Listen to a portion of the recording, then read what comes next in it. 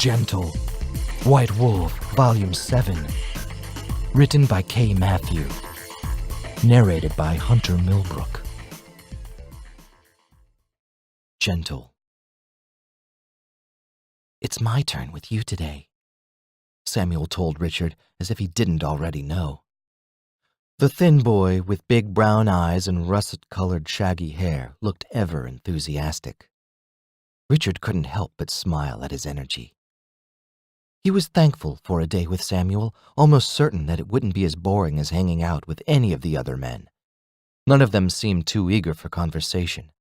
But Samuel was different, always alert and like there was something on his mind at all times. Richard couldn't help but wonder if he would be happy to get away from the rest of the pack for a day as well. "I'll do a good job, Jackson," Samuel told the alpha.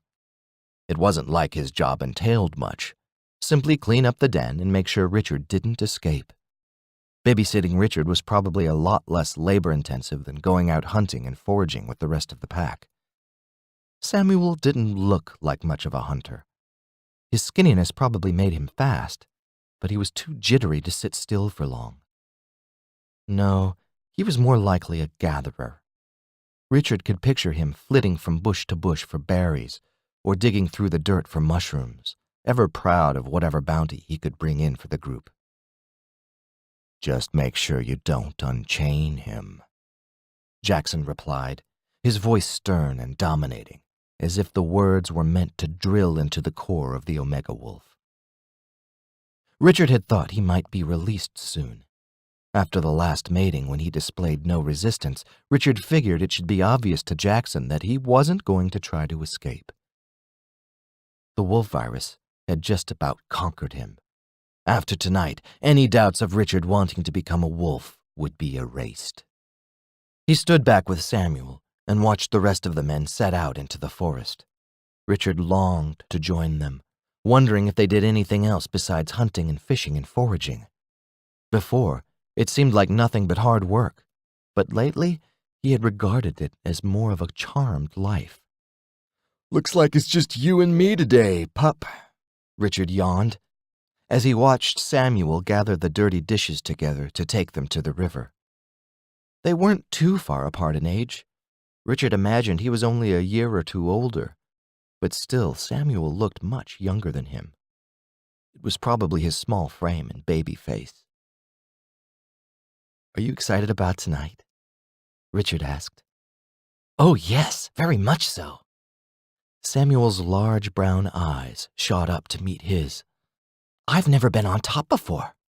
Richard had gathered that by some of the conversation he had heard around the den. The other men liked to poke fun at Samuel's inexperience. "I'm sure you'll do fine. I'm looking forward to tonight, too." Richard sat down against the cool cave wall to watch Samuel work. "Really?" "Yeah. I know you'll be gentle with me. You always have been." For a moment, Richard thought he saw Samuel blush. "I'll try. I know the other guys can be kind of rough." They really haven't been that bad. He thought back on all the sex he had had since being captive. The other wolves talked a big game, but when it came down to it, their lovemaking wasn't as brutal as Richard had imagined it would be. "To be honest, I'm a bit nervous."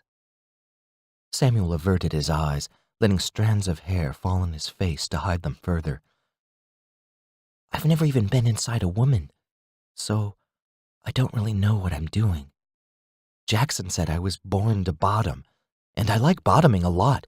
I just wish Jackson made more time for me." He sounded sad suddenly. "You're very—" Richard almost cringed before saying the last word. He could hardly believe he even thought this of another man. "Beautiful. If I were Jackson, I would be with you very often." Samuel blushed again, though his words were serious. "Jackson is very taken with Orion."